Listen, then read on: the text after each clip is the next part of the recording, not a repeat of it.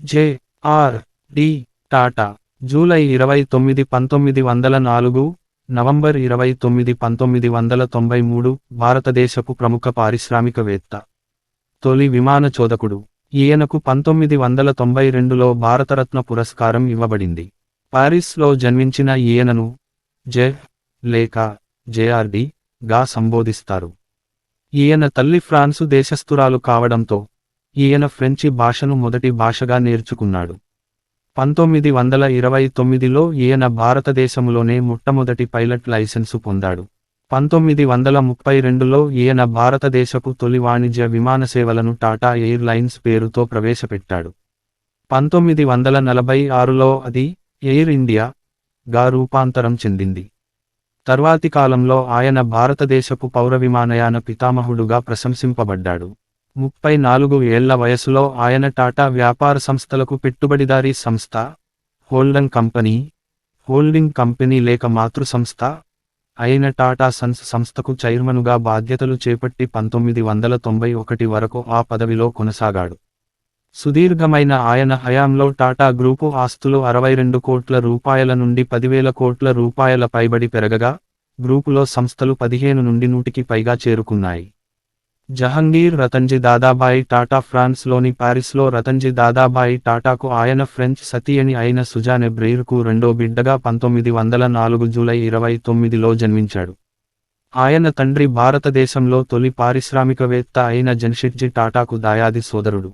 Tata ఫ్రాన్స్లోని beach ఒడ్డున ఉన్న హార్డెలోట్లో తన బాల్యాన్ని గడిపినప్పుడు ఆయనకు విమానయానం పైన ఆసక్తి ఏర్పడింది. విమానాలు నడపడంలో ఆద్యుడైన లూయి బ్లెరియో నుండి ఆయన స్ఫూర్తి పొందాడు. 1929లో టాటా భారతదేశంలో మొట్టమొదట పైలట్ లైసెన్సు పొందాడు. తర్వాతి కాలంలో ఆయన భారత పౌర విమానయాన పితగా గుర్తింపు పొందాడు. భారతదేశంలో మొట్టమొదటి వాణిజ్య విమానయాన సంస్థ టాటా ఎయిర్ లైన్స్ను 1932లో స్థాపించాడు. అదే తర్వాత 1946లో ఎయిర్ ఇండియాగా మారింది. ఆయన తల్లి ఫ్రెంచ్ దేశానికి చెందినవారవటం వల్ల ఆయన తన బాల్యాన్ని ఎక్కువగా ఫ్రాన్స్లోనే గడిపాడు. అతను నేర్చుకున్న మొదటి భాష ఫ్రెంచ్. ఆయనకు ఎన్నో ఇష్టాలుండేవి.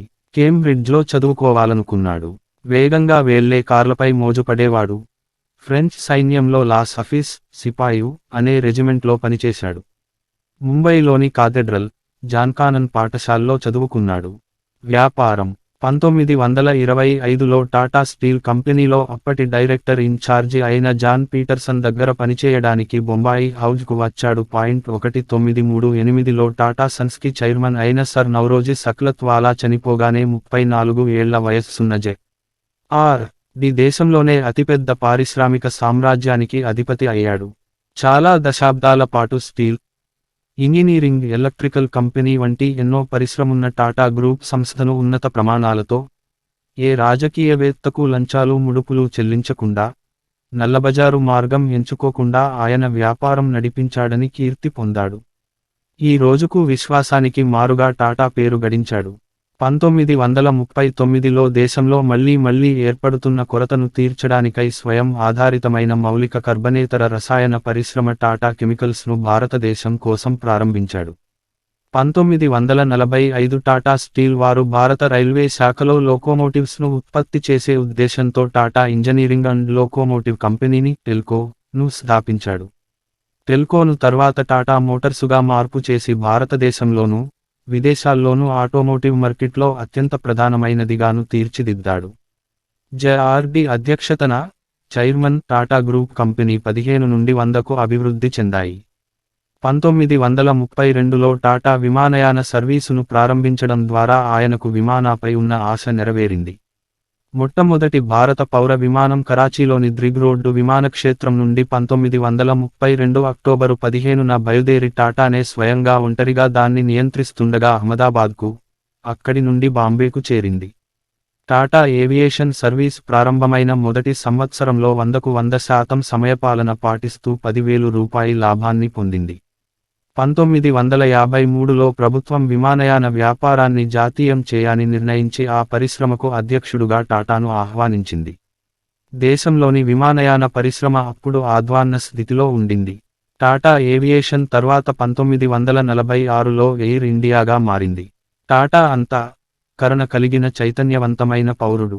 జాతికి సేవందించడంలో ఎప్పుడూ విఫలం కాలేదు. 1941లో ఆసియాలోని మొదటి కేన్సర్ ఆసుపత్రిని టాటా నేతృత్వంలో 1941లో ప్రారంభించాడు. అంతర్జాతీయంగా కేన్సర్కు వ్యతిరేకంగా జరిగే పోరాటంలో టాటా మెమోరియల్ ఆసుపత్రి భారతదేశంలో మొట్టమొదటిది. దేశంలో శాస్త్ర, సైన్సు, రంగ పరిశోధన కోసం డా. హోమీ బాబాకు Tata institute of fundamental research స్థాపించడానికై టాటా గొప్ప వితరణతో గ్రాంటు ఇచ్చాడు. హోమీ బాబా మాటల్లో చెప్పాంటే ఆ ఇన్స్టిట్యూట్ మన ఆటోమిక్ ఎనర్జీ ప్రోగ్రాంకి నాంది అనవచ్చు. జనాభా నియంత్రణ కోసం మొదటగా కృషి ప్రారంభించింది టాటానే. 1951 జనాభా లెక్క ప్రకారం భారతదేశం 35 కోట్ల జనాభాను మించిపోయిందని ఆయన గుర్తించాడు. టాటా ఈ విషయాన్ని అప్పటి ప్రధానమంత్రి జవహర్లాల్ నెహ్రూ దృష్టికి తీసుకువెళ్లాడు. కానీ ఆయన దాన్ని పట్టించుకోలేదు. జెఆర్డి ప్రభుత్వ స్పందన కోసం అగలేదు. మిసెస్ ఆవాబాయి వాడియా ప్రారంభించిన భారత కుటుంబ నియంత్రణ అసోసియేషన్కు పాక్షిక సాయం అందించాడు. 1970లో ఫోర్డ్ ఫౌండేషన్తో కలిసి కుటుంబ నియంత్రణ సంస్థను స్థాపించాడు. ఈ రంగంలో ఆయన చేసిన కృషికిగాను 1992లో ఆయనకు యునైటెడ్ నేషన్స్ పాపులేషన్ అవార్డు ప్రదానం చేశారు. భారతదేశానికి వాణిజ్య పరిశ్రమ రంగాకు అందించిన ఎనలేని సేవకు గుర్తుగా 1992లో టాటాకు ఆయన జీవించి ఉండగానే ఇది ఎంతో అరుదైన సంఘటన భారతదేశపు అత్యున్నత పౌర పురస్కారం భారతరత్నతో గౌరవించారు. 1954లో ఫ్రెంచ్ ప్రభుత్వం ఆయనకు అవార్డునిచ్చింది. వాణిజ్య విమానయాన సంస్థకు ఆయన అందించిన విశిష్ట సేవకు గాను ఆయనకు టోనీ జానస్ అవార్డు లభించింది. 1988లో ఆయన ప్రతిష్టాత్మకమైన గుగెన్హెయిమ్ మెడల్ను పొందారు.